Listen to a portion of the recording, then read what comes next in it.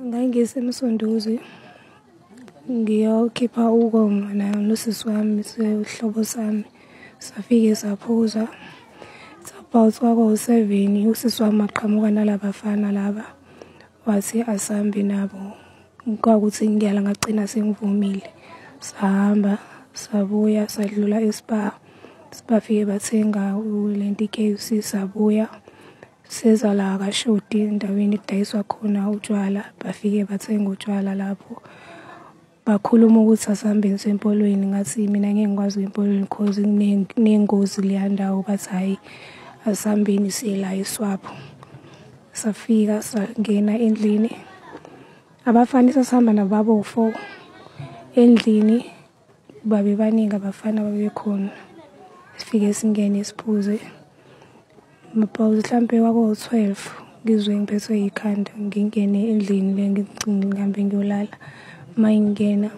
sikhashanyana ngezwe nje sengibanjwe abafana bengibamba izandla bengibambe nenyawo bengilala ngemumva bengixisha amabhodlela ama-drugs agcine etholakele ngaphakathi emva kwalokho ngahamba ngagcina sengisesibhedlela afika amaphoyisa esibhedlela avula icase yami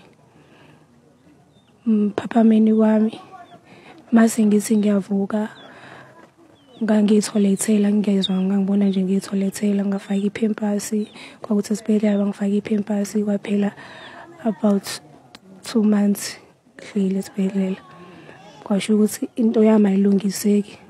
udokotela bawukuthi bona bathi bacela ukuthi bangihlinze ukuze ngizokwazi ukuthi ngingakwazi ukuthi lokho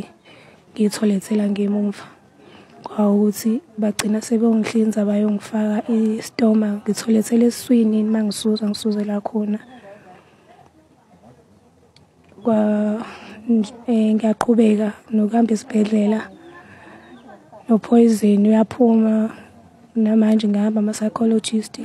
ama-social worker esibhedlela ngiyaphindela mhla 27 nge-Albert. Mhlambe nje ungakaqhubeki kulokho kokuphindela esibhedlela uma ukhuluma namaphoyisa ngokuthi yindaba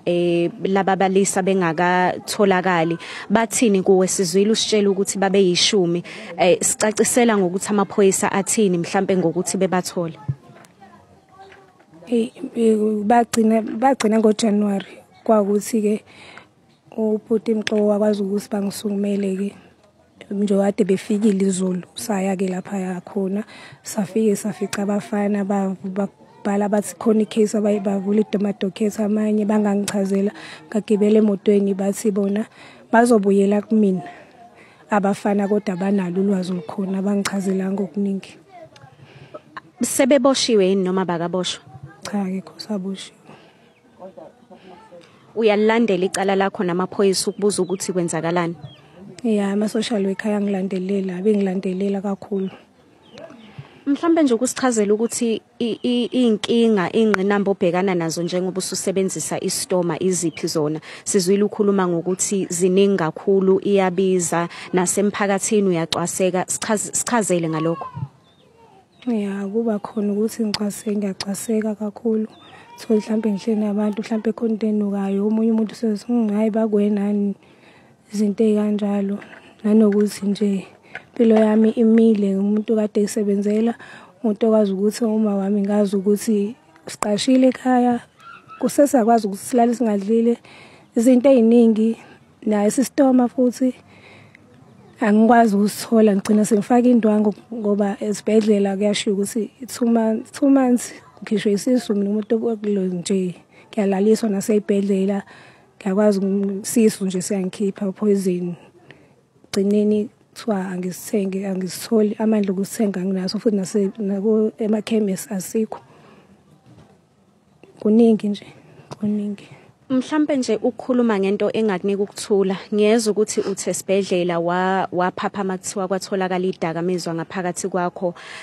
wawusikekile futhi nangaphakathi ngoba kwakunezinto ezafakwa ngaphakathi kwakho mhlambe nje ukukhuluma ngokuthi into engakunikeza ukuthula iyipi yona nobulungiswa. enganginikeza ukuthula ukuthi abafana abatholakale nami ngibe ngithola usizo nje oluningi entweni engingasakwazi ukuzenza empilweni yami nomndeni wami angisakwazi ngoba mina umdala ekhaya izinto eziningi kwalo 2.3 awukho siphila la ekhaya khona ama disability angaholi sihlala emqashweni mina nje wasengihola lo 2.3 uyaphela 1000 nami mele ngikhokhe la ngoba ngesihlale sonke sibaningi nokudla ke nje nami lento yami mangidla ngathi nje njalo ngalokho ngidla ngoba at the time ngidla kuyaphuma. Sengcina ukukhuluma ngestoma lesi ophila naso. Ngaphandle kokuthi uyacwaseka emphakathini ukubiza kwakho mhlawumbe ukuthi uzama ukuyithengela kukangakanani? Hey anginawo amandla okuthenga le yanto because makushiwo ibhokisi it's about 300 400 ibeza ngoba ayiphumi ngaluzi iphuma ezibag ilento cardboard. Amandla alokho anginawo namanje ngisele nesisodwa yoshaya mhla 26. Siyabonga.